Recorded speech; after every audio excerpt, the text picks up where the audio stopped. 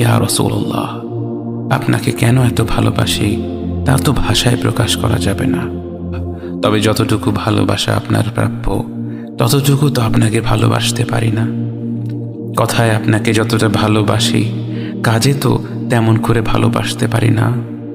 আপনার সুন্নতের অনুসরণ করি ঠিকই, কিন্তু ভিন্ন মতের অনুসারীদের সাথে ঝগড়া না করে থাকতে পারি না।